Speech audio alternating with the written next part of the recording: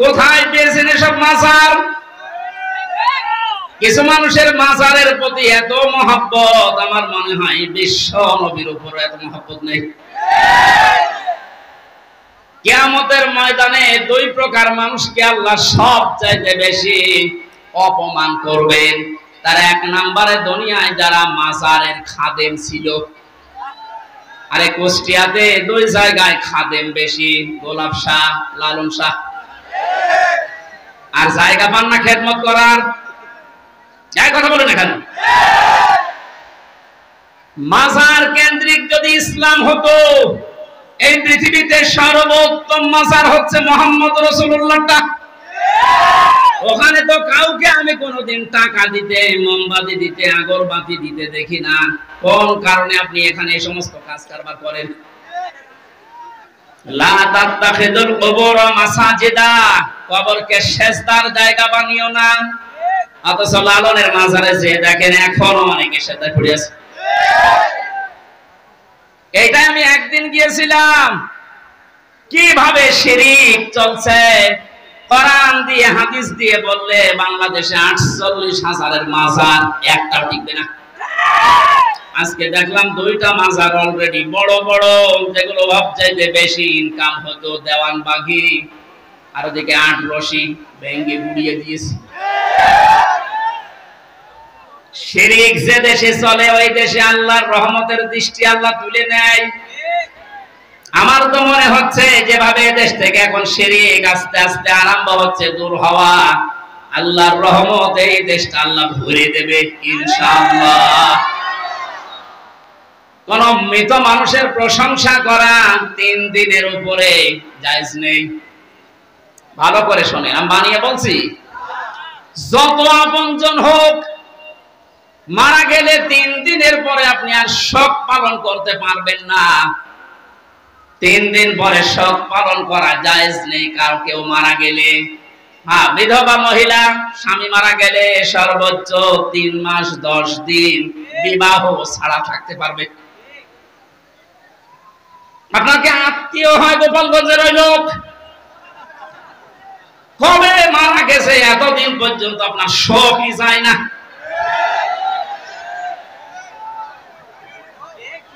আপনাকে রাগ হয়ে গেল, তাহলে হাদিস কেটে বাদ দিয়ে দিন। আমি তো গোপন করলে আমার সমস্যা হবে, কিয়ামতে আমার জহব্বা কেটে দেবে।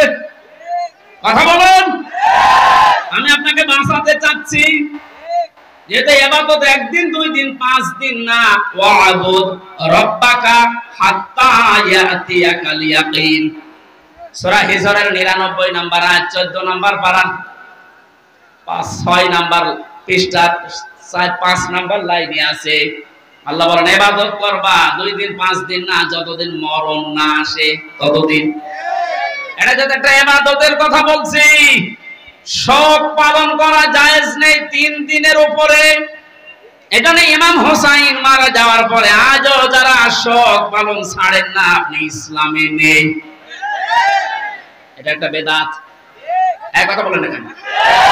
আপনার মহব্বত ইমাম হোসাইনের প্রতি এত বেশি যে হাই হোসেন করে পিঠের চামড়া তুলে ফেলছেন। তো ওনার তো আরেকটা ভাই ছিল হাসান, উনি মারা গেছে বিষ খেয়ে। একটু বিষ খান তো দেখি। পুরাটা বাটপারি এটা। ইমাম হোসাইনকে নিয়ে যদি এই মানুষগুলো আবেগ দেখি এরা বাটপারের পর্যায়ে পড়ে, পৃথিবীতে ইমাম হোসাইনের পর আর কে এত দামি থাকতে পারে যে তার জন্য আপনাকে বছরে বছরে মাসে মাসে দিনে দিনে সব পালন করা লাগবে? এটা ইসলাম না। ইসলামের ভেতরে নতুন করে আপনি এটা সংযোজন করেছেন, আপনি বেদাত পন্থী। নবীজি জানিয়েছেন কেউ যদি বেদাত আরম্ভ করে, ইবাদত না অথচ ইবাদত মনে করে পালন করতে বলে, ওই লোকটাকে সালাম দেওয়া পর্যন্ত জায়েজ নেই। কত বড় কঠিন কথা দেখেছেন। যারা বেদাত আবিষ্কার করে তাদের সালাম দেওয়া জায়েজ নেই। অথচ এমন হাদিস আমি কোনদিন পড়িনি, পাইনি যে নামাজ পড়ে না তাহলে সালাম দেওয়া যাবে না। পেয়েছেন? কেউ পেয়েছেন? নেই। রোজা রাখে না তাহলে সালাম দেওয়া যাবে না, আমি পাইনি। কিন্তু ইসলামের ভেতরে নতুন করে কিছু ঢুকিয়ে কেউ যদি ওইটা ইসলাম মনে করে পালন করে তাহলে সালাম দেওয়া জায়েজ নেই। আর এগুলো সব বেশি হয় এই 48,000 দরবারে। এই জন্য শিরিক যখন এই দেশ থেকে বিদায় নিচ্ছে, আল্লাহ রাব্বুল আলামিনের রহমত এই দেশে বৃষ্টির মতো নাজিল হবে ইনশাআল্লাহ। তাই বলে আবার বৃষ্টি শুরু হয়ে গেল না।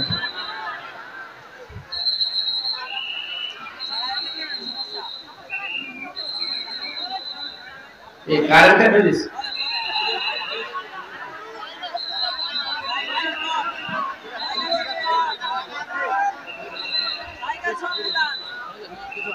এই সমস্যাটা বলবেন। দেখতে পাচ্ছেন কি করা যাবে? মা এখান থেকে 1 কিলোমিটার শুধু মানুষ দেখে আসলাম, 1 কিলোমিটার শুধু মানুষ, পা ফেলার জায়গা নেই।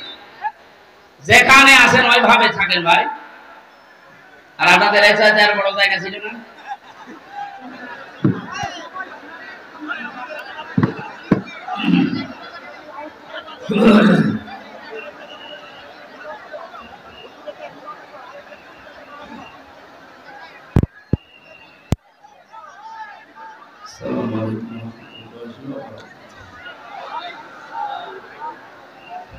পিছিয়ে বসে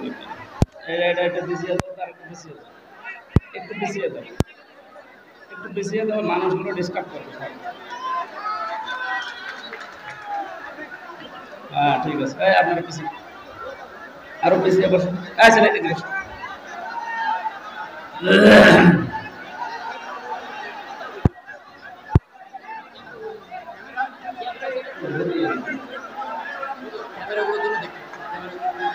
এখন বললে হবে জোহরা করে কি করতে পারি?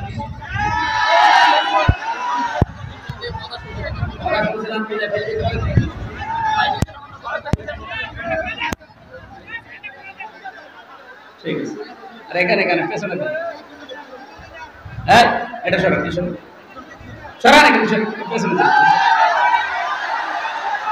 খালি ডিস্টার্ব করো। জান এসে রাইট আর পিছনে জানার পিছনে এই যে এখানে আসতে পারেন। এখানে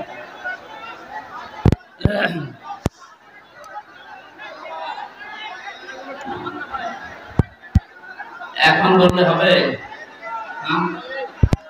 আসরের পর থেকে যখন বেজেছে তখন আর নামিয়ে দিতে পারবে। যা হয়েছে এভাবে থাকা লাগবে। এই প্রচন্ড গরমে কষ্ট হচ্ছে, 1 ঘন্টা মাত্র সময় দেন, যেখানে যে আছেন ওইভাবে থাকবেন। বসো।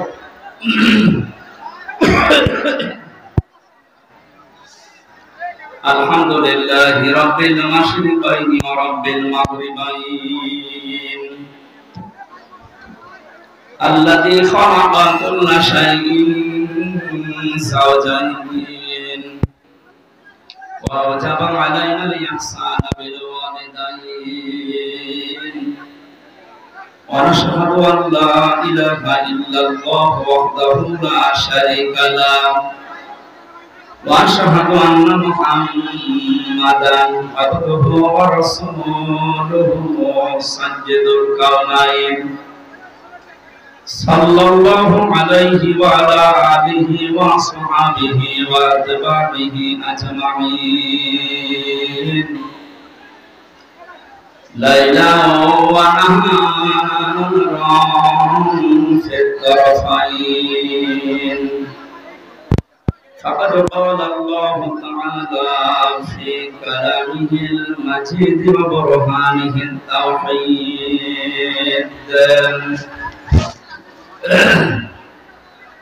এবার কথা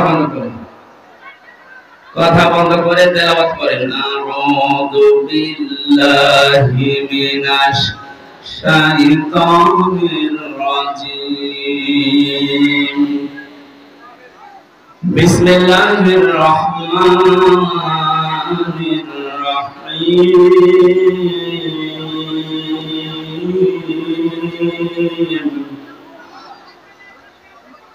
تبارك الذي بيده الملك وهو على كل কুল্লি শাইইন কাদির الذي خلق الموت والحياة ليبلوكم أيكم أحسن عملا وهو العزيز الغفور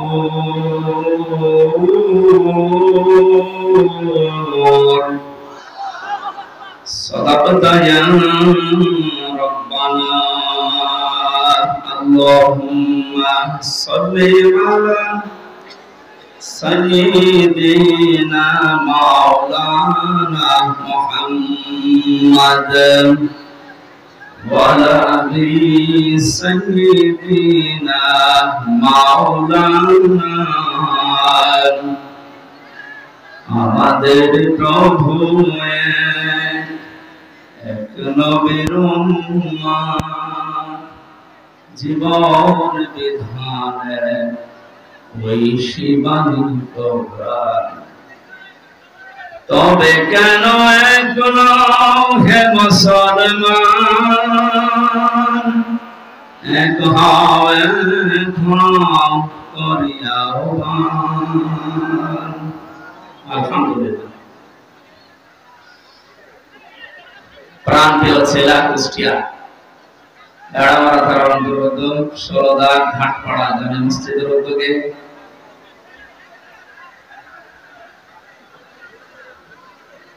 এই জায়গা কি একটা জটলার এত কথা কেন? হ্যাঁ, কে দেখবেন কি? আমি কি পরিমণি? কে দেখবে?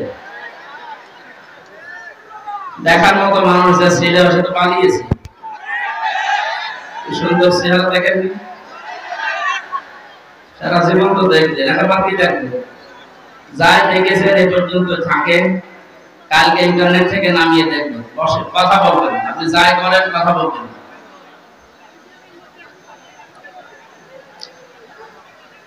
মহাবিশ্বের মহাবিশ্বয় আমাদের মালিক, আমাদের মনে মহান রব্বুল ইজ্জত ওয়াল জালালের মুখের পবিত্র বাণী কোরআন কারীম তাফসীর ও কোরআন মাহফিলের স্বনামধন্য সভাপতি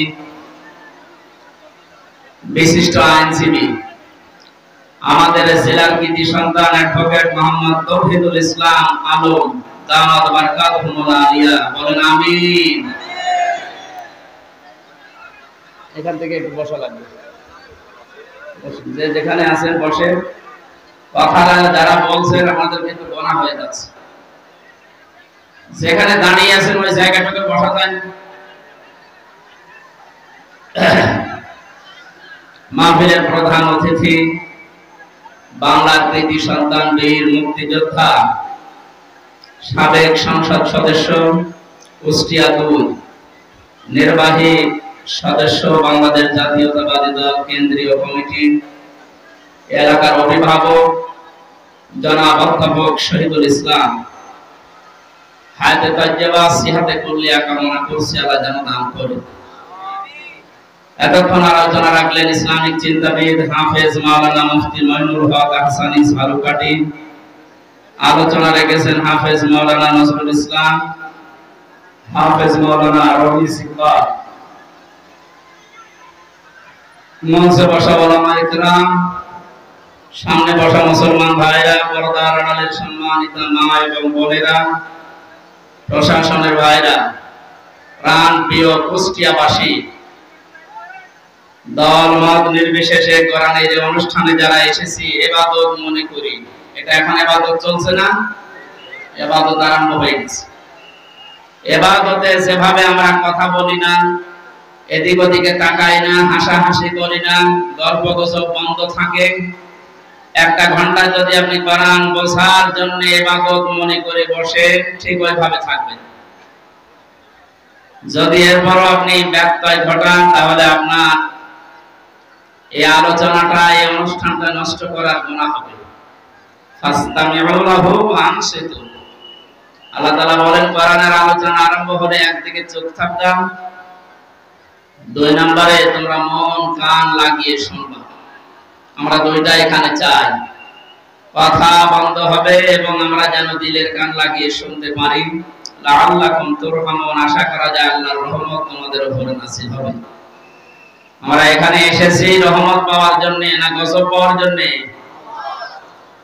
এই জন্য আশা করছি আপনি আমার কথা মেনে নেবেন যে আল্লাহ আমাদেরকে ইবাদতের ভেতরে নিয়ে আসলেন এই প্রচন্ড গরমের ভেতরে। বলেন আলহামদুলিল্লাহ। বিশ্বনবী জানিয়েছেন মান ক্বালা বিহি সাদাকা, যারা কোরআন দিয়ে কথা বলে এরা সত্য কথা বলে। তাফসীরুল কোরআন মাহফিল যেহেতু লিখে দিয়েছেন, আমরা কথা এখানে বলবো শুরু থেকে শেষ পর্যন্ত আল্লাহর কোরআন দিয়ে। আমান হাকামা বিহি আদালা, যারা কোরআন দিয়ে বিচার ফয়সালা করে এরা ন্যায় বিচার কায়েম করতে পারে।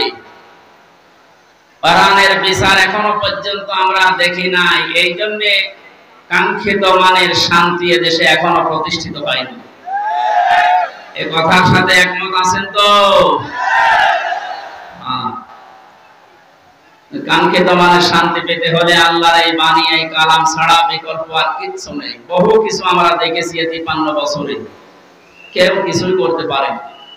আমরা এবার দেখতে চাই আল্লাহর এই কোরআন দিয়ে যেন বাংলাদেশের এই জমিনটা চলে ইনশাআল্লাহ। এতদিন যারা কোরআনের বিচার ব্যবস্থা কায়েম না করে শুধু মুখে বলে উড়িয়েছিল যে আমরা ন্যায় বিচার কায়েম করেছি, এরা ডাহা মিথ্যা কথা। এর বাস্তব প্রমাণ আমি নিজে। 3 বছর আমাকে অন্ধ প্রকোষ্ঠে রেখে দিয়েছিল। কয়েকদিন আগে আমার মামলা সব খারিজ হয়ে গেছে, আপনারা জানেন। আমি মনে করলাম জিজ্ঞাসা করে বিচারপতিকে যে এতদিন পর্যন্ত আপনার এই আদালতে আমার মামলা আসতো যেত, কি আপনি একদিনও দেননি, আজকে যে একেবারে খালাস করে দিলেন। হয়তো এই কথাই আমাকে বলতো যে হুজুর আমার হাত বাঁধা ছিল। কি বাঁধা ছিল? আজকে যেহেতু হাত খোলা পেয়েছি, কোনো চাপ নেই, আমার কোনো চিন্তাও নেই। সুতরাং এই দেশটাতে ন্যায় বিচার কায়েম করতে হলে এই দেশে যত চাপ আছে উপরের সব চাপ বন্ধ করা লাগবে। ছাত্র জনতা জীবন দিয়েছে যে 9টা কারণে, তার ভেতরে এটা অন্যতম, যে কোনো চাপ থাকবে না। কিসের চাপ? জেল থেকে বের হওয়ার পরে আমি এই ভাড়ামারা এসেছিলাম। কোন জায়গায় যেন আমাকে বলছে হুজুর উপরের চাপ আছে, হবে না। আমিও বলেছিলাম আপনার চাপ সর্বোচ্চ এই জেলার যিনি দায়িত্বে আছেন, আমাদের মাননীয় এমপি, যিনি পালিয়েছেন, ওই পর্যন্ত। আর আমার চাপ তো সরাসরি আরশ পর্যন্ত। আরশ থেকে ঘোষণা এসেছে আল্লাহর পক্ষ থেকে, ইন্নাল্লাযীনা ইয়াকতুমুনা মা আনজালনা মিনাল বায়্যিনাতি ওয়াল হুদা মিন বা'দি মা বায়্যানাহু লিন-নাসি ফিল কিতাব উলাইকা ইয়ালআনুহুমুল্লাহ ওয়া ইয়ালআনুহুমুল লাঈনুন। সূরা বাকারা 159 নম্বর আয়াতে আছে। 2 নম্বর পারা 3 নম্বর পৃষ্ঠা 4 নম্বর লাইনে পাবেন। তাফসীরে ইবনে কাসির আর ফি জিলালিল কোরআনের ব্যাখ্যা। আল্লাহ পাক বলেন নিশ্চয় যে যারা গোপন করছে ভবিষ্যতে করবে। ইয়াকতুমুনা এই শব্দটা আল্লাহ গঠন করেছেন, বানিয়েছেন 2টা কাল দিয়ে, বর্তমান, ভবিষ্যৎ, প্রেজেন্ট, ফিউচার। তার মানে এখন যারা আমরা গোপন করছে, ভবিষ্যৎ বলতে কিয়ামত পর্যন্ত আমরা যারা এই কোরআনের কথা জানার পরেও গোপন করে রাখবো। আল্লাহ পাক বলেন এই মানুষগুলোর উপরে আমি আল্লাহ নিজে না, আমার যত সৃষ্টি জগৎ আছে সবাই এর জন্য লানত দেয়, বরদোয়া করে। আপনি কোরআনের কথা প্রচার করতে আসতে গেলে বলতেন উপরের চাপ আছে, আপনার চাপ খুব বেশি হলো এই পর্যন্ত। তা আমাকে যিনি চাপ দিয়েছেন তিনি আমার মালিক, এমন কড়া কথা জানিয়েছেন। কোরআন জানার পরে যদি কেউ গোপন করে রাখে, এর সঠিক কথাগুলো, হক কথাগুলো না বলে, শুধু আল্লাহ নিজে না যত সৃষ্টি আছে সব তার জন্য বরদোয়া করে, বলেন নাউজুবিল্লাহ। আমার এই আয়াতটা ব্যাখ্যা সহ পড়ার পরে মনে হয়েছে এদেশে লক্ষ কোটি মানুষেরা এখন আল্লাহর বরদোয়ার ভেতরে আছে। ইয়াদের ব্যাখ্যায় আমি হাদিস পেয়েছি, বিশ্ব নবী জানিয়েছেন বাল্লিগু আন্নি ওয়ালাউ আয়া। নবীজি কিন্তু বাল্লিগ দেননি। কুষ্টিয়াবাসী, এখানে আমার মনে হয় অনেক আলেম এসেছে, দুই পাশে বসে আছে, স্টেজে আছে। বাল্লিগু বহু বচন দিয়েছেন। বাল্লিগুর ভেতরে হামসা যেমন আছে, অধ্যাপক শহীদুল ইসলাম নেই। আজকে বলেন, আজকের আলম সাহেব নেই। পৃথিবীতে যে আল্লাহ বলে একজন আছে স্বীকার করে, সেই বাল্লিগুর ভেতরে শামিল।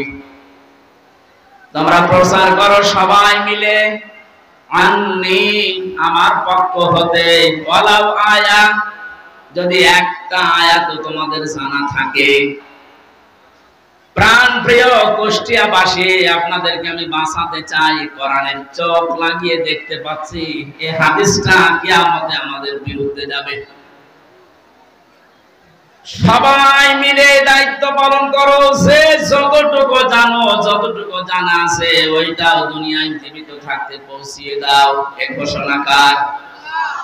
রাসূলের। কার? আল্লাহর আদেশ মানা যেমন ফরজ, রাসূলুল্লাহর আদেশ মানা কি? বলেন বলেন।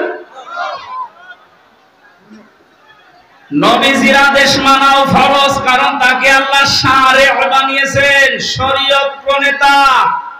তিনি যদি হ্যাঁ বলতেন, তামাম দুনিয়ার মানুষের জন্য এটা হালাল।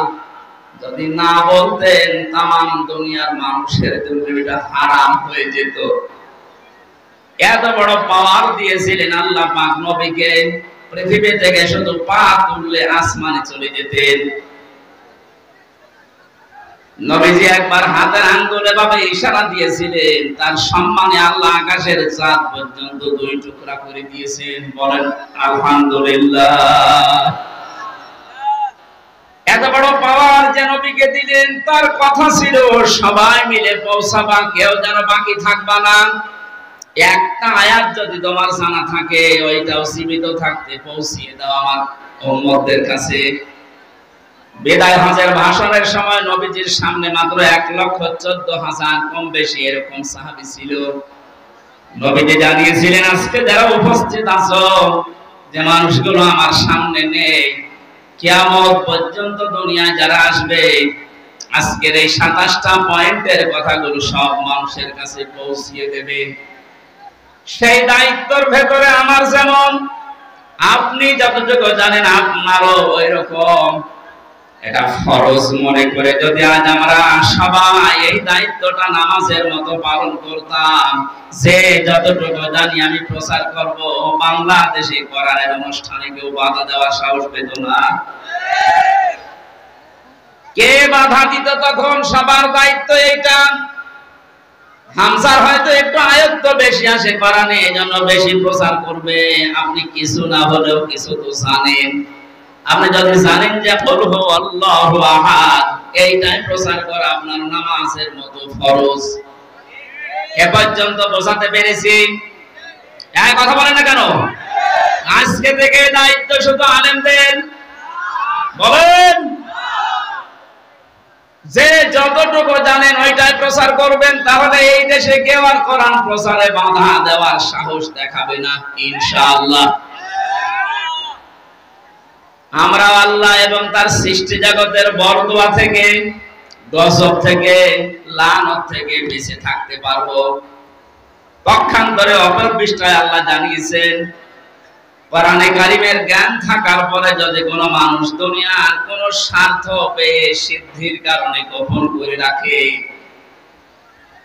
আমান আসলামু মিম্মান কাতামা শাহাদাতান ইনদাহু মিনাল্লাহ ইলা আখিরি আয়াত। সূরা বাকারা প্রথম নাম্বার পারার 20 নাম্বার পৃষ্ঠার 13 নাম্বার লাইনের 140 নাম্বার আয়াতের প্রথম অংশে আছে। এটাই ইবনে কাসিরে পাবেন। আমি ব্যাখ্যা সহ বলতে গেলে অনেক সময় লাগবে, এজন্য সামারাইজ করে করে শেষ করছি। আসলাম দিয়েছেন আল্লাহ, এটা সুপারলেটিভ ডিগ্রি বলা হয় ইংরেজিতে। এর চাইতে ভয়ঙ্কর শব্দ আর নেই আরবিতে। আল্লাহ বলেন পৃথিবীর বড় জালেম দেখতে চাও? এই পৃথিবীতে সবচাইতে বড় জালেম আল্লাহর কাছে ওই লোকটা যার কাছে কোরআনের জ্ঞান থাকার পরেও দুনিয়ার কোন স্বার্থ পেয়ে গোপন করে রাখে।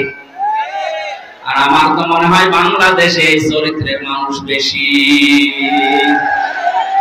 এসে লাইনে এখানে হাত বলেন তো।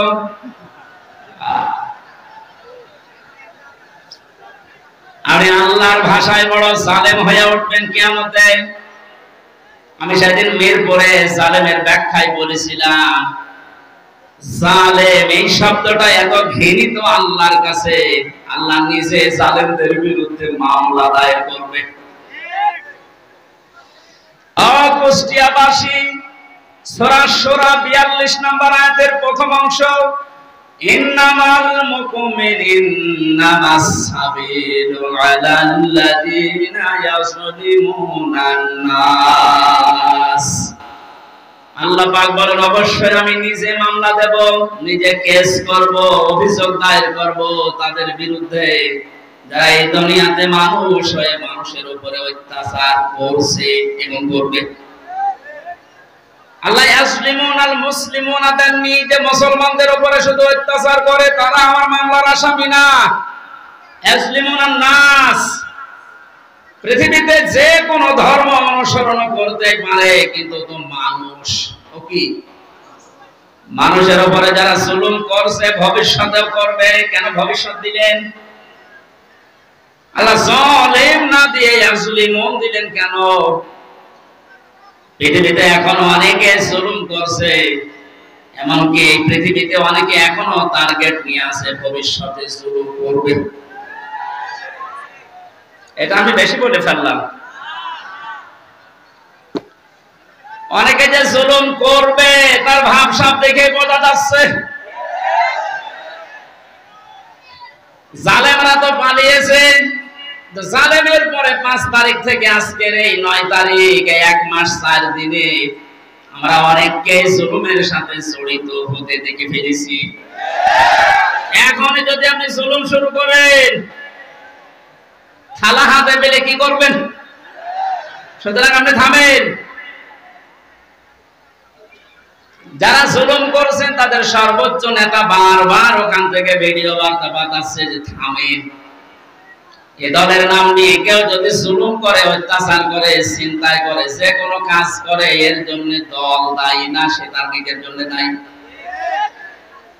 এদেশের মানুষ কন্যা নামে যিনি পরিচিত ছিলেন আমরা দেখেছিলাম, বাতাস একটু ঘুরে গেছে তখন ভিডিও বার্তা দিয়েছে ছাত্রলীগ এটা আওয়ামী লীগের কোন অঙ্গ সংগঠন না।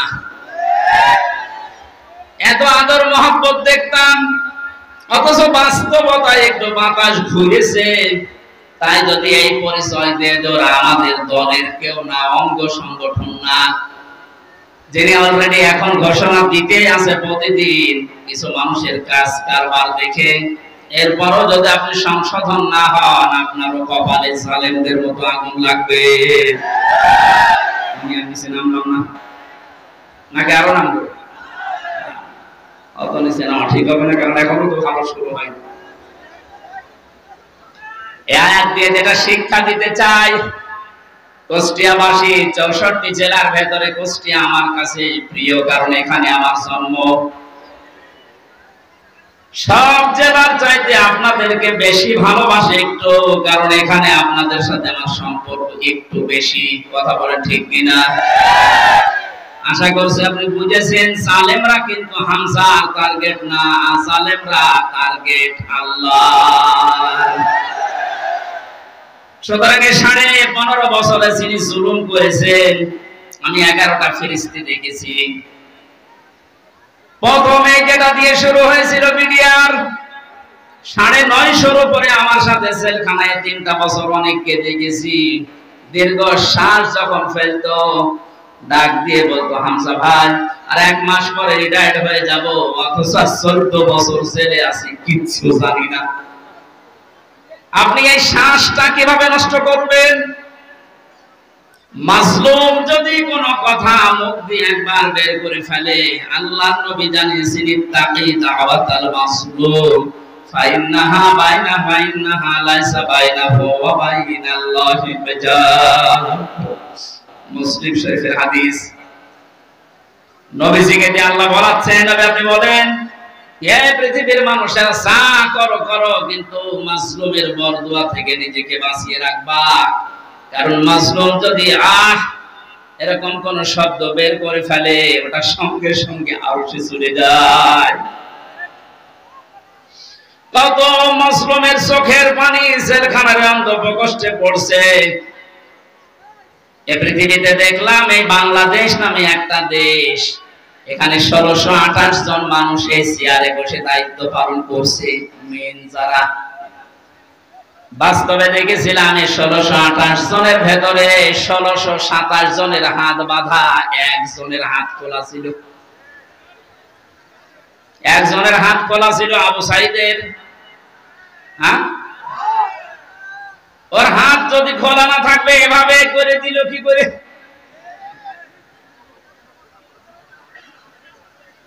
হাইকোর্টের বিচারপতি পর্যন্ত যদি বলে যে না, হামজার মামলা, মামুনুল হকের মামলা হবে না, উপরের নির্দেশ, তোর চেয়ারে বসে থাকার দরকার, কিছু ভ্যান চালা। আপনি বলেন, একটা হাইকোর্টের বিচারপতি যদি একথা বলতে পারে, যে বিচার ব্যবস্থা কিভাবে বাধা ছিল আপনি টের পাচ্ছেন?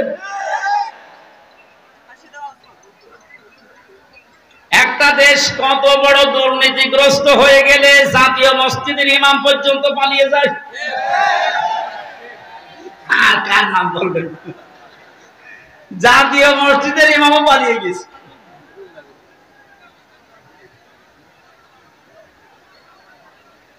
কুষ্টিয়াবাসী, আমি আবার বলছি যে মানুষগুলো এই 1628 জন, এদের দোষর যারা, সব আল্লাহর মামলার আসামি। বাদী যত বড় হয় মামলা তত কঠিন হয়। আমার মামলায় সরাসরি যেহেতু রাষ্ট্রবাদী ছিল, এজন্য বহু চেষ্টা করার পরও কিছুই হয়নি। এই মামলাটা 31 বার উঠেছে, সিএমএম কোর্ট, জজ কোর্ট, হাইকোর্ট মিলে, হবে না। অথচ এই মামলায় যদি সাজাও লাগিয়ে দেয়, 3 মাসের বেশি সাজা হয় না। 3টা বছরের ভেতরে এই কঠিন অবস্থায় ফেলে দিয়ে আপনি কি করলেন? বিচার ব্যবস্থাকে একেবারে ধ্বংস করা ফেলা হয়েছিল। আহ্বান জানাবো, এখন যারা দায়িত্বে আছেন, সংস্কার যেহেতু আরম্ভ হয়ে গেছে, আর এই জন্যই এতগুলো মানুষ জীবন দিয়ে গেল, সুতরাং সকাল আসতে আসতে যেন আমরা শুনি এই 1628টা চেয়ারে নতুন মানুষ এসে বসেছে। নয়তো এরা যতদিন থাকবে ততদিন নতুন নতুন ইস্যু তৈরি করে আবার বিশৃঙ্খলা ঘটাবে। আমাদের চরিত্র এরকমই। আরে বাস্তবতা দেখেছেন, এরপরও অনেকে জালেমের পক্ষে সাফাই গাচ্ছে, স্ট্যাটাস দেয়, এখনো গোপনে ভিডিও বার্তা পাঠাচ্ছে। আপা আপনি পাল্টাবেন না, আপনি ঘাবড়ায়েন না, আমরা আছি। আপনি ঘাবড়ালে আমরা নরম হয়ে যাই। শয়তান তো দেখেনি, ওই ভিডিওতে যারা দেখলাম, আমার মনে হয় শয়তান যদি আমি দেখতাম তো ওইরকমই হতো, টাটকা নির্ভেজাল শয়তান। তো জানা শোনার পরে জালেমের পক্ষে সাফাই গায়, জালেমকে সাহস দেয়।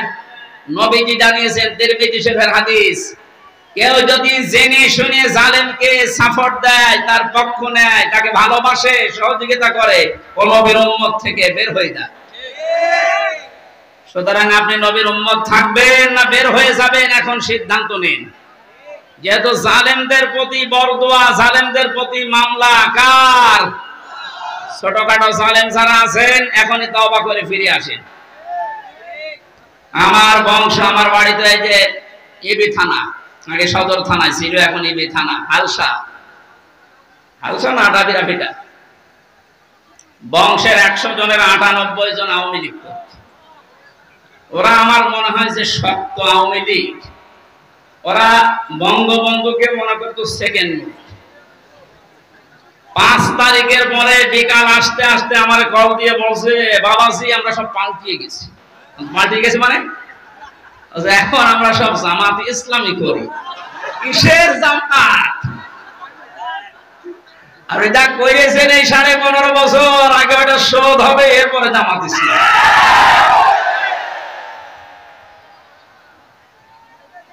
না তারপরেও এরা যাক সেকেন্ডে পাল্টিয়েছে, চলিয়েছে। এখানে যারা ছোটখাটো জালেম আছেন, হালকা পাতলা, আপনারা আশা করছে ফিরে আসবেন, নয়তো মৃত্যুর গড়গড়ানি শুরু হলে জালেমদের কিন্তু আর কালেমাও নসিব হবে না। বেঈমান হয়ে আবাদান আবাদান চিরকালের জন্য জাহান্নামে থাকা লাগবে। কথা বলে ঠিক কিনা? অন্তত অন্য জেলায় যাই হোক, আমার জেলা জাহান্নামে যাবে আর আমি সারা দেশে আমি ঘর ছেয়ে বেড়াই আর আমার ঘরে খড় নেই। না, এটা করা যাবে না। আমি আহ্বান জানাচ্ছি আপনাদের বিবেককে কাজে লাগাবেন। সামনে কিয়ামত পর্যন্ত এই বাংলাদেশে জালেমদের পক্ষে আমরা থাকবো না ইনশাআল্লাহ। কোরআনে কারিমের অনুষ্ঠানে যেহেতু এসেছি, কোরআন কিভাবে মানুষের কাছে উপস্থাপন করা লাগে এ ধরন আল্লাহ শিখিয়েছেন কোরআনে। ওইভাবে বলবো নাকি মন মতো বলবো? কোরআনে কারিম কিভাবে আপনি মানুষের সামনে উপস্থাপন করবেন, বর্ণনা দেবেন, 1500 বছর আগে আল্লাহ পাক ওটা আমাদেরকে শিখিয়েছেন। কিতাবুন উনজিলা ইলাইকা ফালা ইয়াকুম ফি সাদরিকা হারাজুম মিনহু লিতুনদিরা বিহি ওয়া যিকরা লিল মুমিনিন। বলেন আল্লাহু আকবার। সূরা আরাফ 8 নম্বর পারা 10 নম্বর পৃষ্ঠার 1 নম্বর লাইনের 2 নম্বর আয়াত। এটা তাফসীরে ফি জিলালিল কোরআনে ব্যাখ্যা আছে, সাইয়্যিদ কুতুব লিখেছেন।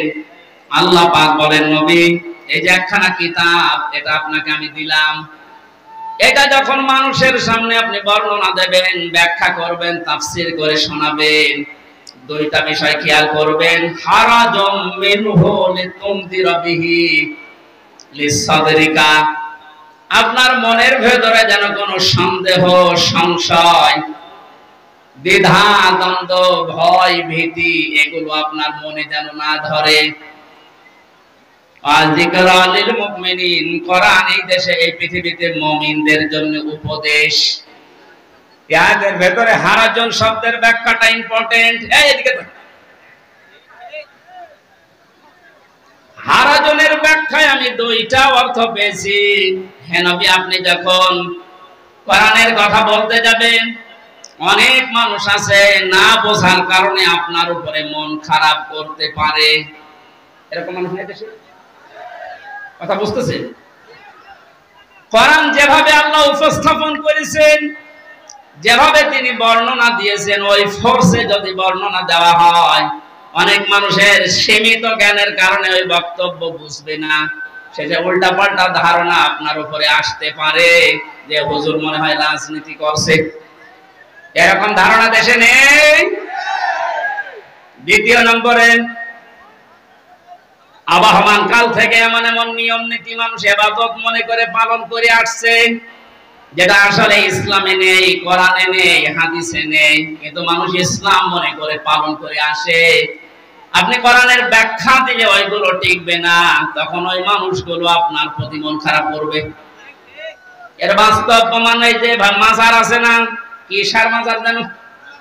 সে যে সাহেব কোথায় পেয়েছেন এসব মাজার? কিছু মানুষের মাজারের প্রতি এত মহব্বত, আমার মনে হয় বিশ্ব নবীর উপর এত মহব্বত নেই। কিয়ামতের ময়দানে 2 প্রকার মানুষকে আল্লাহ সবচাইতে বেশি অপমান করবেন। তার 1 নম্বরে দুনিয়ায় যারা মাজারের খাদেম ছিল। আরে কুষ্টিয়াতে 2 জায়গায় খাদেম বেশি, গোলাপ শাহ, লালন শাহ। আর জায়গা পান না খেদমত করার? এই কথা বলেন এখানে। মাজার কেন্দ্রিক যদি ইসলাম হতো, এই পৃথিবীতে সর্বোত্তম মাজার হচ্ছে মুহাম্মদ রাসূলুল্লাহটা। ওখানে তো কাউকে আমি কোনোদিন টাকা দিতে, মোমবাতি দিতে, আগরবাতি দিতে দেখি না। কোন কারণে আপনি এখানে এই সমস্ত কাজ কারবার করেন? লা তাত্তাখিদুল কুবুর মাসাজিদা, কবরকে সেজদার জায়গা বানিও না। অথচ লালনের মাজারে যে দেখেন এখনো অনেকে সেজদা পড়ে আছে। এইটাই আমি একদিন গিয়েছিলাম, কিভাবে শিরক চলছে। কোরআন দিয়ে হাদিস দিয়ে বললে বাংলাদেশে 48,000-এর মাজার একটাও টিকবে না। আজকে দেখলাম 2টা মাজার অলরেডি বড় বড়, যেগুলো সবচাইতে বেশি ইনকাম হতো দেওয়ানবাগি, আর ওদিকে 8 রশি ভেঙে গুড়িয়ে দিয়েছে। শিরক যে দেশে চলে ওই দেশে আল্লাহর রহমতের দৃষ্টি আল্লাহ তুলে নেয়। আমার তো মনে হচ্ছে যেভাবে দেশ থেকে এখন শিরক আস্তে আস্তে আরম্ভ হচ্ছে দূর হওয়া, আল্লাহর রহমত এই দেশটা আল্লাহ ভরে দেবে ইনশাআল্লাহ। কোন মৃত মানুষের প্রশংসা করা 3 দিনের উপরে জায়েজ নেই। ভালো করে শুনে, আমি বানিয়ে বলছি। যত আপনজন হোক, মারা গেলে 3 দিনের পরে আপনি আর শোক পালন করতে পারবেন না। 3 দিন পরে শোক পালন করা জায়েজ নেই কারো কেউ মারা গেলে। হ্যাঁ, বিধবা মহিলা স্বামী মারা গেলে সর্বোচ্চ 3 মাস 10 দিন বিবাহ ছাড়া থাকতে পারবে। আপনাকে আত্মীয় হয় গোপালগঞ্জের ওই লোক, কবে মারা গেছে এতদিন পর্যন্ত আপনার শোকই যায় না।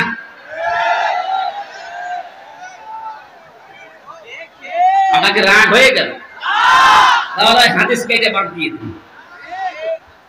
আমি তো গোপন করলে আমার সমস্যা হবে, কিয়ামতে আমার জহব্বা কেটে দেবে। কথা বলুন, আমি আপনাকে বাঁচাতে চাচ্ছি। যেটা ইবাদত 1 দিন 2 দিন 5 দিন না, ওয়া'বুদ রাব্বাকা হাত্তা ইয়াতিয়াকাল ইয়াকিন। সূরা হিজরের 99 নম্বর আয়াত 14 নম্বর পারা 6 নম্বর পৃষ্ঠা 5 নম্বর লাইনে আছে। আল্লাহ বলেন ইবাদত করবা 2 দিন 5 দিন না, যতদিন মরণ না আসে ততদিন। এটা যদি একটা ইবাদতের কথা বলছি, শোক পালন করা জায়েজ নেই 3 দিনের উপরে। এখানে ইমাম হোসাইন মারা যাওয়ার পরে আজও যারা শোক পালন ছাড়েন না, আপনি ইসলামে নেই। এটা একটা বেদাত। এক কথা বলেন না কেন? আপনার মহব্বত ইমাম হোসাইনের প্রতি এত বেশি যে হাই হোসেন করে পিঠের চামড়া তুলে ফেলছেন। তো ওনার তো আরেকটা ভাই ছিল হাসান, উনি মারা গেছে বিষ খেয়ে। একটু বিষ খান তো দেখি। পুরাটা বাটপারি এটা।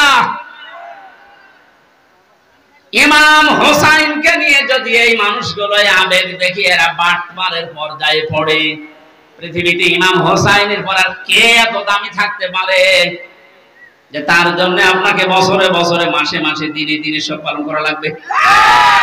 এটা ইসলাম না। ইসলামের ভেতরে নতুন করে আপনি এটা সংযোজন করেছেন, আপনি বেদাত পন্থী। নবীজি জানিয়েছেন কেউ যদি বেদাত আরম্ভ করে, ইবাদত না অথচ ইবাদত মনে করে পালন করতে বলে, ওই লোকটাকে সালাম দেওয়া পর্যন্ত জায়েজ নেই। কত বড় কঠিন কথা দেখেছেন। যারা বেদাত আবিষ্কার করে তাদের সালাম দেওয়া জায়েজ নেই। অথচ এমন হাদিস আমি কোনদিন পড়িনি, পাইনি যে নামাজ পড়ে না তার সালাম দেওয়া যাবে না। পেয়েছেন? কেউ পেয়েছেন? নেই। রোজা রাখে না তার সালাম দেওয়া যাবে না, আমি পাইনি। কিন্তু ইসলামের ভেতরে নতুন করে কিছু ঢুকিয়ে কেউ যদি ওইটা ইসলাম মনে করে পালন করে তাহলে সালাম দেওয়া জায়েজ নেই। আর এগুলো সব বেশি হয় এই 48,000 দরবারে। এই জন্য শিরক যখন এই দেশ থেকে বিদায় নিচ্ছে, আল্লাহ রাব্বুল আলামিনের রহমত এই দেশে বৃষ্টির মতো নাজিল হবে ইনশাআল্লাহ। তাই বলে আবার বৃষ্টি শুরু হয়ে গেল না।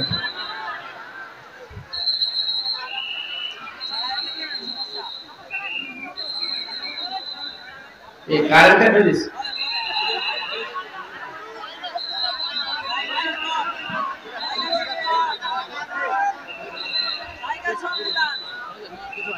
এই সমস্যাটা বলবেন।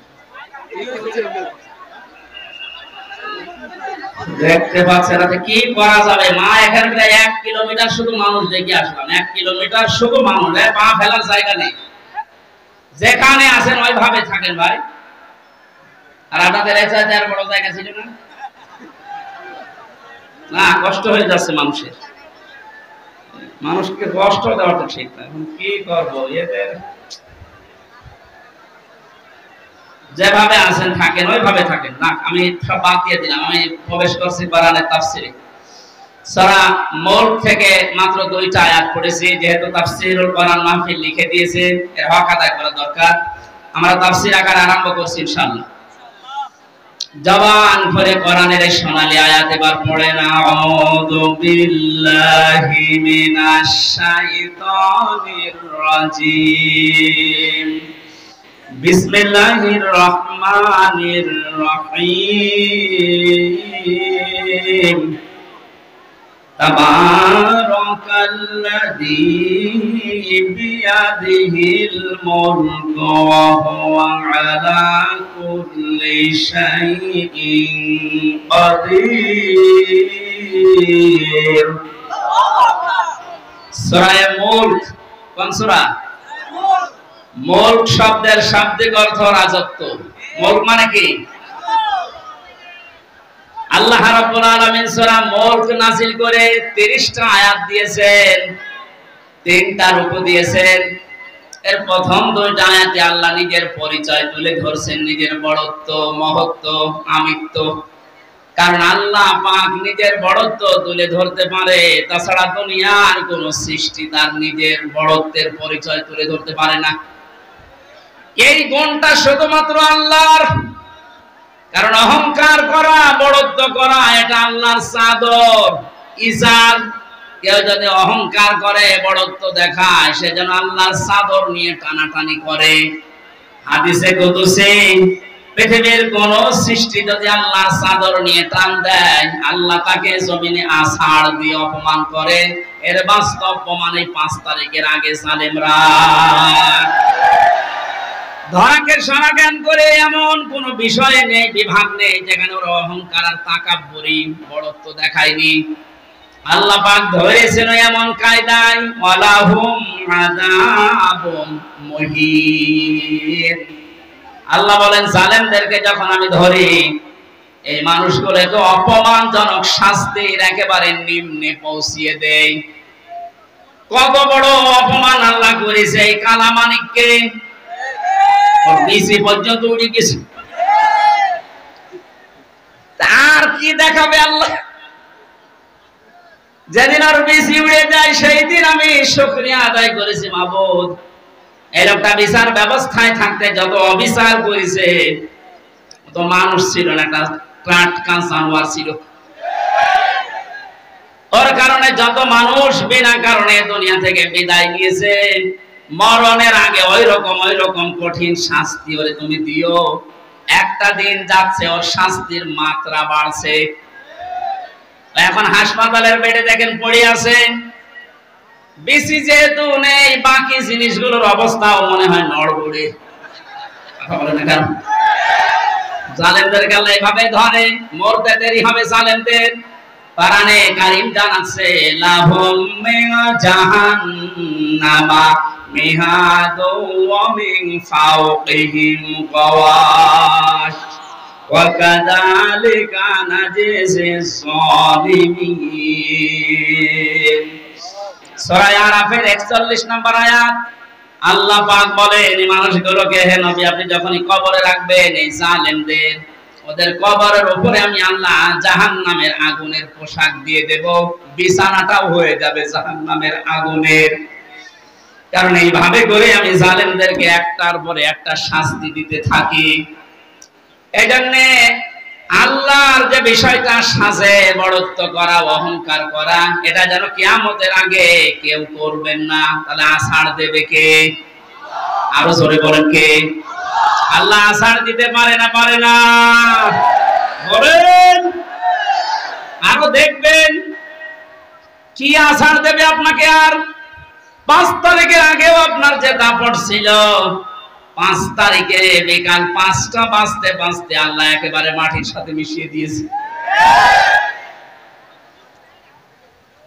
ওনার বাড়ি দেখতে গিয়েছিলাম, সে দেখি ইট খুলে খুলে নিয়ে মানুষ চলে যাচ্ছে।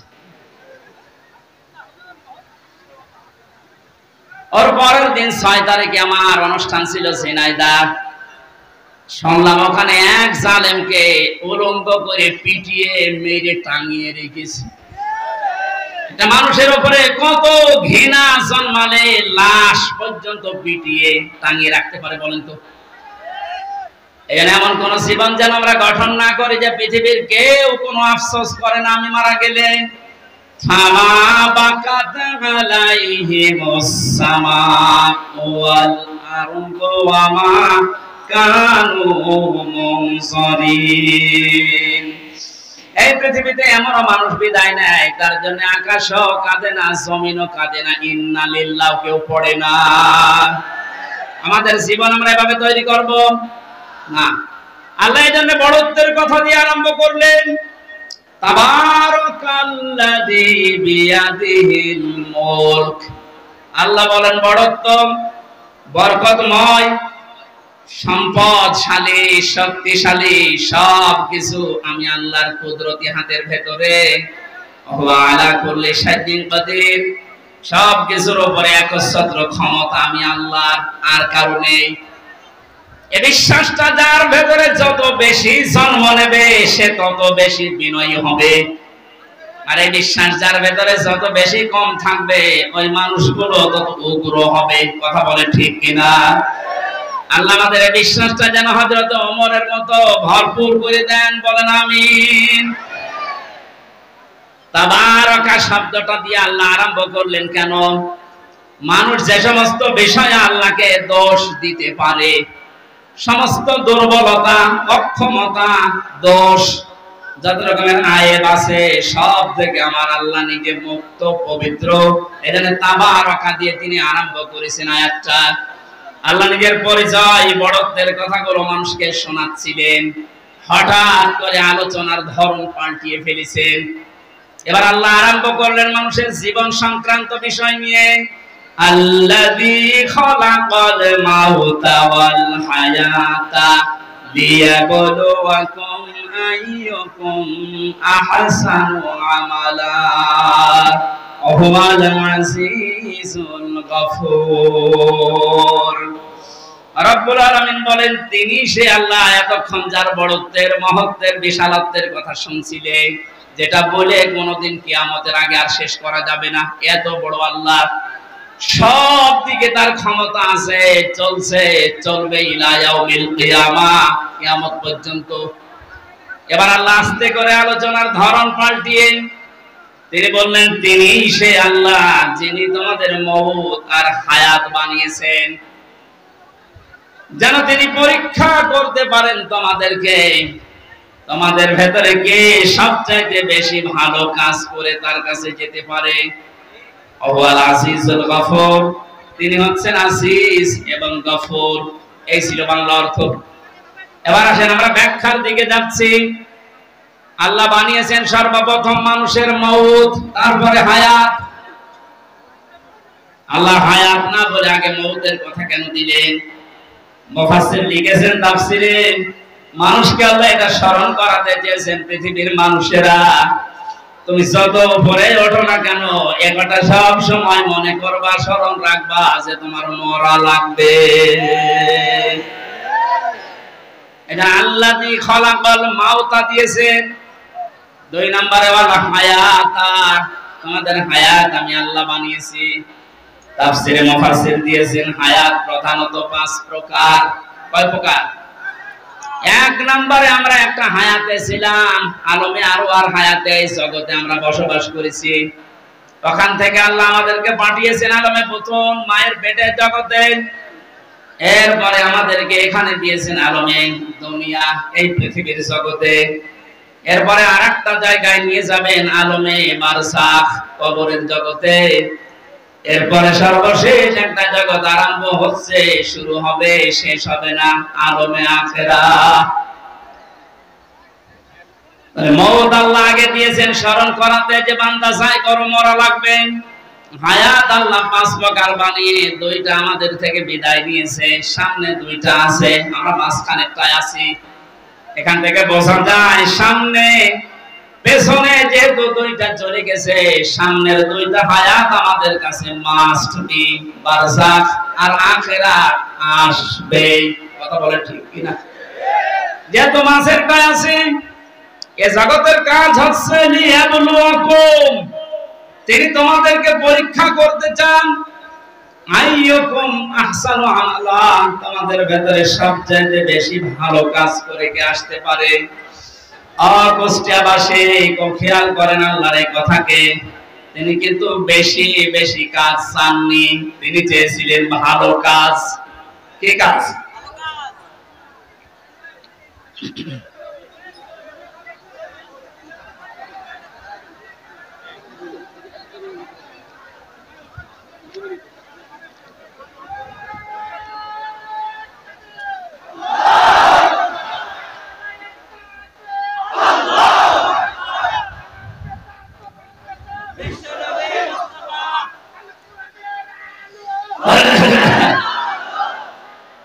আলহামদুলিল্লাহ ভাই,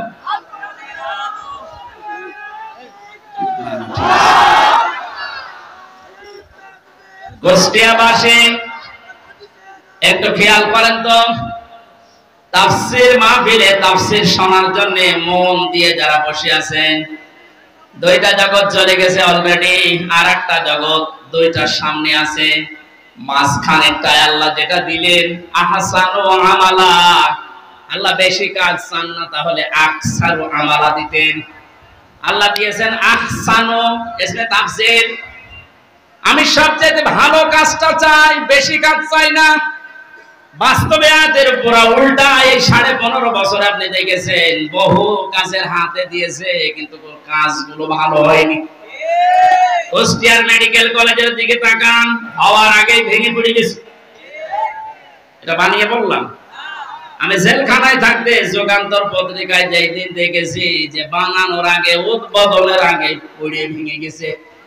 আপনার অত বড় কাজের আঞ্জাম দেওয়া কি দরকার? কাজটা ভালো করে করেন। আল্লাহ বেশি কাজ চান না, আল্লাহ কি চান? আরো জোরে বলেন। কাজটা ভালো হওয়ার জন্য দুইটা শর্ত। 1 নম্বরে দেখা লাগবে ওর ভেতর আল্লাহর বিধান আছে কিনা। 2 নম্বরে দেখতে হবে বিশ্ব নবীর জীবনে এরকম কাজ ছিল কিনা। এখন যদি বলেন নবীজির জীবনে হাসপাতাল বানানো ছিল, হ্যাঁ ছিল। বিশ্ব নবী মুহাম্মদুর রাসূলুল্লাহ মানবতার সেবায় যে কাজগুলো করেছিলেন ওই জামানায়, আপনি তার জীবনীতে দেখবেন।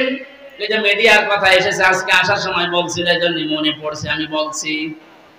অনেক মানুষ এখনো পর্যন্ত ফতোয়াবাজি করছে যে নবীজির যুগে যে মিডিয়া, এই টেলিভিশন, এই পর্দা ছিল না।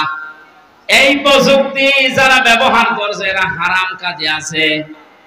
একটা ভ্রান্ত ধারণা এটা। আল্লাহর নবী মুহাম্মদুর রাসূলুল্লাহর জামানায় এই মিডিয়া ছিল, কিন্তু সিস্টেম এভাবে ছিল না। আপনি সিরাত ইবনে হিশাম দেখেন, সিরাত বিশ্বকোষ দেখেন, আর রাহিকুল মাখতুমের ভেতরে আছে। আর ওই জামানার সর্বোচ্চ প্রজেক্টর ছিল, প্রযুক্তি ছিল লাল কাপড়। কেউ যদি বিপদে পড়তেন পাহাড়ের উপরে উঠে লাল কাপড় তিনি উড়িয়ে দিতেন। সব পাহাড়ের পাদদেশে এসে জিজ্ঞাসা করত কি হয়েছে। এই যে লাল কাপড় উড়িয়ে দেওয়া, এই প্রযুক্তি এটা কাফেরদের তৈরি করা, আবহমান কাল থেকে হয়ে আসছিল। আল্লাহর নবী লাল কাপড় একবার উড়িয়ে দিলেন, পাহাড়ের পাদদেশে এলাকার কুরাইশেরা সব এসে জড়ো হয়ে গেছে। ডাক দিয়ে বলে, ইয়া মুহাম্মদ, কোন বিপদ? নবীজি বললেন, হ্যাঁ বিপদ। এই পাহাড়ের পাদদেশে একদল সৈন্যবাহিনী আছে, এখনই তোমাদেরকে আক্রমণ করবে। তোমরা যদি সতর্ক না হও। সবাই এক বাক্যে জবাব দিচ্ছে, বলেন আমরা সতর্ক আছি, কি করা লাগবে আমাদের? তিনি তখন বিষয়টা উল্টিয়ে বললেন, আল্লাহর বান্দা বান্দিরা, আমি দেখতে পাচ্ছি আল্লাহর গজবের ফেরেশতারা এই পাহাড়ের পাদদেশে অবস্থান নিচ্ছে। তোমরা যদি আল্লাহর একত্ববাদ স্বীকার করে কালেমার স্বীকৃতি না দাও, এই মুহূর্তে তারা তোমাদের আক্রমণ করবে। কেউ কোনো কথা বলে নাই। নবীজির আপন চাচা আবু লাহাব সামনে একটা পাথর ছিল, ওটা হাত দিয়ে তুলে নবীজির দিকে যখন নিক্ষেপ করেছিল, ওর মুখ দিয়ে বের হয়েছিল তাব্বা আলাকা আলিহাদা জামাতানা ইয়া মুহাম্মদ। হে মুহাম্মদ, তুই এই কথা বলার জন্য আমাদেরকে এক জায়গায় করলি, তুই ধ্বংস হয়ে যা। বলেন নাউজুবিল্লাহ। এটা ঘটনাটা 2-1 মিনিটে বললাম। আমি কি শিক্ষা পেলাম এখান থেকে? এটা লাল কাপড় উড়িয়ে দেওয়া, এটা কাফেরদের তৈরি প্রযুক্তি। কথা বলে না কেন? নবীজি যে এটা ব্যবহার করেছিলেন ইসলাম প্রচার করার জন্য না ইসলাম ধ্বংস করার জন্য?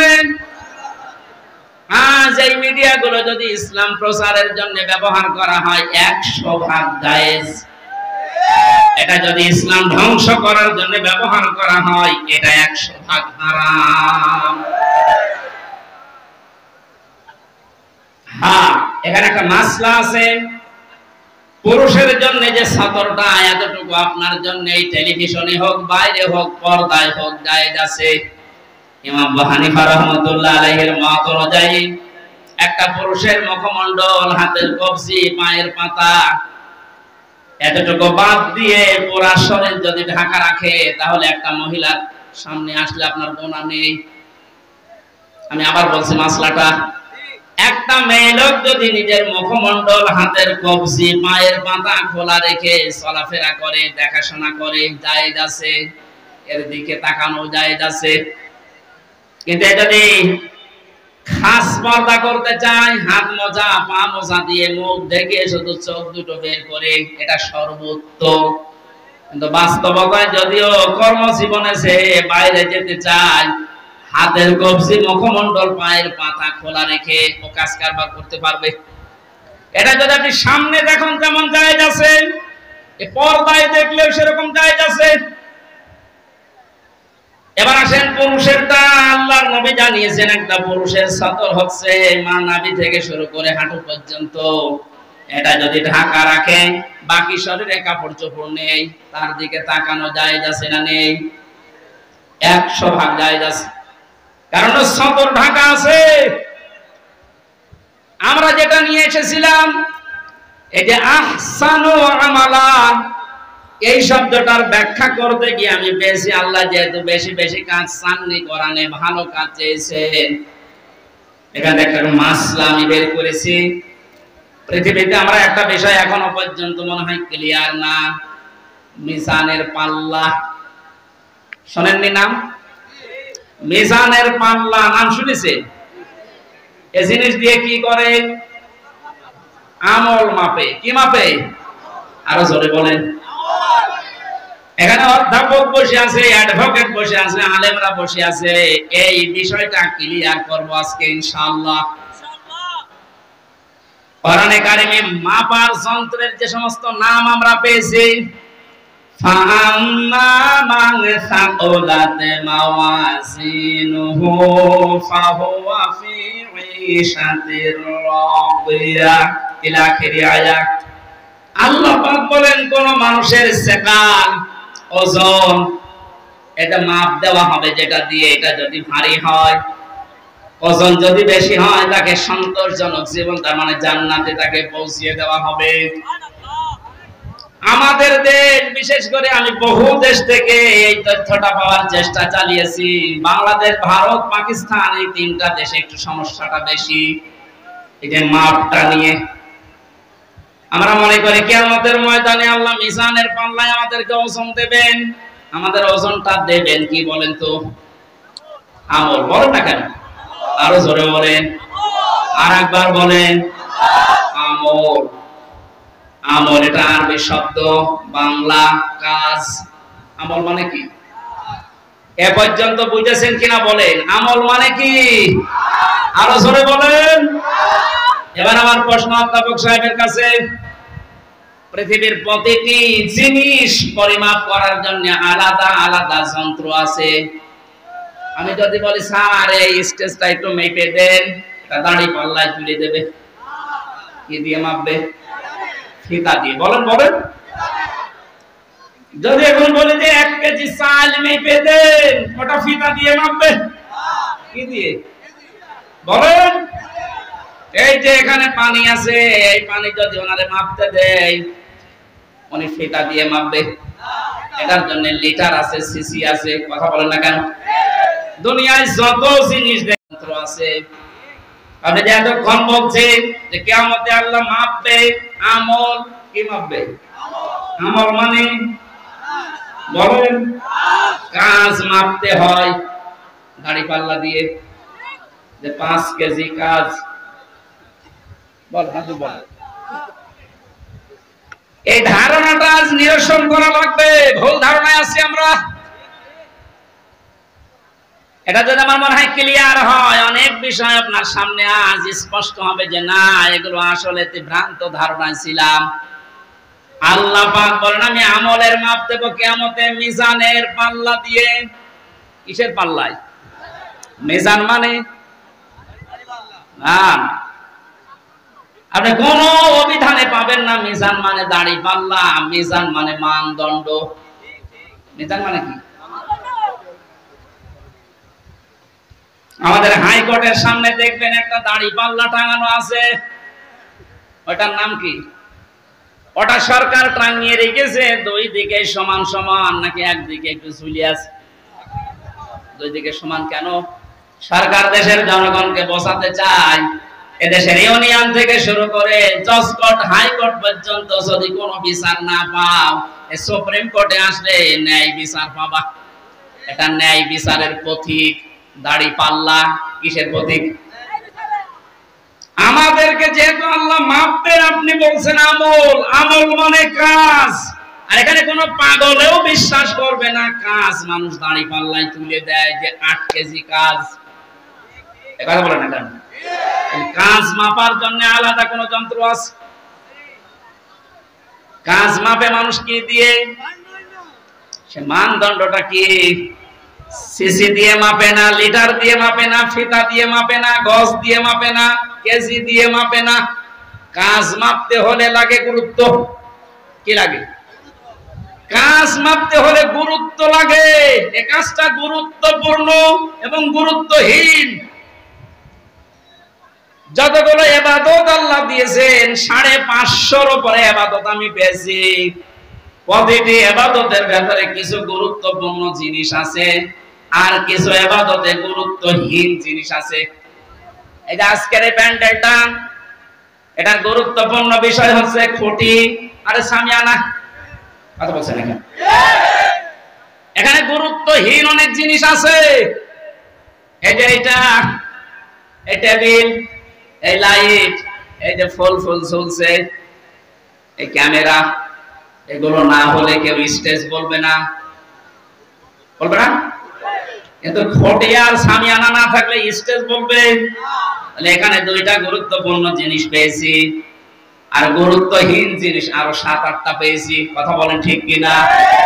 আল্লাহ পাক কোরআনে কারিমে যেগুলো গুরুত্বপূর্ণ দিয়েছেন, ওগুলোর একটাও যদি আপনি না মানেন, বিশ্বাস না করেন, গুরুত্বহীন যত কাজ করেছেন ওগুলো যদি দুনিয়া ভর্তি করা হয়, দাড়ি পাল্লা, মানদণ্ড, গুরুত্ব যাই ওজন করেন, সব শূন্য, জিরো হবে। এবার উদাহরণ একটা একটা করে সেট করছি, তাকে মেলে কিনা। আমরা যারা নামাজ পড়ে আসলাম এশার, নামাজের ভেতরে বাইরে মিলে ফরজ ছিল কয়টা? আর জোরে 13টা ফরজের 12টা ফরজ অধ্যাপক শহীদুল ইসলাম আদায় করেছে, একটা আদায় করেনি। ওনার নামাজের সওয়াব হবে 12টা। কিচ্ছু হবে। 13টা ফরজের যদি একটা বাদ দিয়েছে, উনি যদি বলেন না আমি তো 12টা আদায় করেছি, অন্তত 12টা সওয়াব দেন, হবে? কি হবে? জিরো, শূন্য, কিচ্ছু হবে। এটা যেমন মেনে নিলেন যে হ্যাঁ এটা ঠিক আছে, আপনার বাস্তবতার সাথে কিন্তু এটা মিলছে না। আমি 12টা আদায় করলাম, একটা করি নাই, আমার 12টা সওয়াব দেন। আপনি এখানে জোর করতে পারবেন আল্লাহর সাথে? বলেন। কারণ গুরুত্বপূর্ণ জিনিস, এই খুঁটি না থাকলেও এটা স্টেজ না, এই সামিয়ানা না থাকলেও স্টেজ না।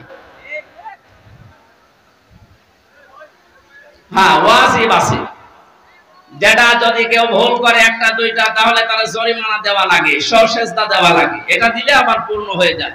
কিন্তু যেটা খুঁটি আর সামিয়ানা, এটা যদি আপনার জীবনে না থাকে, কেউ এটাকে স্টেজ বলবে না। কিন্তু সার কাপ না থাকলে স্টেজ বলবে না, এটা না থাকলে স্টেজ বলবে না। এক কথা বলেন, এখান থেকে আপনি মাপেন জীবনে গুরুত্বপূর্ণ কাজ আল্লাহ এই কোরআনে দিয়েছেন 500। একটা নামাজ, একটা রোজা, একটা হজ, একটা যাকাত, এভাবে 500টা আপনি একটা একটা করে কোরআন থেকে বের করেন। এর ভেতরে দেখবেন একটা আছে এই পৃথিবীতে আল্লাহর দিন কায়েম করা লাগবে। নামাজ পড়া যদি আপনার কাছে রাজনীতি মনে না হয়, রোজা রাখা যদি রাজনীতি মনে না হয়, দিন কায়েমের কথা যারা বলে এটা রাজনীতি যদি মনে হয়, আপনার একটা খুঁটি বাদ চলে গেছে। আপনি আবার মাপ দেন তো দেখি আপনি কয়টা সাপ পান। আপনি আমল মাপতে এসেছেন, ও মনে করে মিজানের পাল্লা মানে দাড়ি পাল্লা, এদিকে 10 কেজি ছাওয়াব তুলে দেব, এদিকে 8 কেজি গোনা তুলে দেব, মাঝখান থেকে 2 কেজি বেশি। এক লোক আর শুনেছিল যে কোরবানির পশমে পশমে ছাওয়াব হয়, ওর সামর্থ্য ছিল না, গরু চুরি করে এনে কোরবানি। ইমাম সাহেব তাহাজ্জুদের নামাজ পড়তে বসে দেখছে গরু নিয়ে যাচ্ছে, এই কোথায় পেলি? গরু চুরি করে নিয়ে যাচ্ছে। কি হবে? কোরবানি দেব। কোরবানি দেবে তাও চুরি করে। বেশি চিল্লাবেন না, আপনার ফতোয়ায় আমি পালন করছি। গত সময় আপনি বললেন যে কোরবানি দিলে এরকম এরকম সওয়াব হয়, প্রতি পশমে পশমে নাকি। আমার তো উপায় নেই, সামর্থ্য নেই, করব কি? সওয়াব থেকে বঞ্চিত হতে পারবো না, যদি চুরি করে নিয়ে আসলাম গরু। কালকে সকালে কোরবানি জবাই করব, চুরি করলে গোনা হয় আমিও জানি। এই যে কোরবানি দেব সওয়াব হবে, পশমে পশমে কি হবে? সওয়াব আর গোনা যদি কাটাকাটি হয়ে যায়, মাঝখানে গোশত খাবো পাও। বাংলাদেশে অনেক মানুষের চিন্তা চেতনা এখন এইরকম। 500টা ফরজ বিধান আমল, এর 499টা করে, আর একটা কথা শুনলে তখন জঙ্গি, জিহাদ, রাজাকার উল্টা পাল্টা নাম দেয়। উনি যদি 12টা ফরজ আদায় করে একটা আদায় না করে সওয়াব না হয়, 0 হয়, 0 হয়, আপনার জীবনের আমল আল্লাহ যেদিন মাপ দেবে, গুরুত্বের ভিত্তিতে গুরুত্বপূর্ণ কাজ করেননি, গুরুত্বহীন কাজ করে ভরে রেখেছেন, আপনিও 0 হবেন, 0 হবেন। আল্লাহ ভালো কাজ দেখতে চেয়েছেন, আর ভালো কাজে 500-র উপরে দুনিয়ায় আর নেই। এখন যদি 500 আয়াতের ব্যাখ্যা ভালো কাজগুলো একটা একটা করে করা হয়, আমি যতগুলো ভালো কাজ দুনিয়ায় কোরআন থেকে বের করতে পেরেছি, একটা বই আছে আমি জেলখানার ভেতরে, এটিএম আজহারুল ইসলাম সাহেব আমাকে পাঠিয়েছিল যে হামজা এটা পড়ো, খুব গুরুত্বপূর্ণ তথ্যের ভেতরে আছে। সৌদি আরবের লেখক একজন, প্রোডাক্টিভ মুসলিম। এই বইটার ভেতরে ইংরেজিতে করা, আরবিতে করা ভার্সন দেওয়া আছে।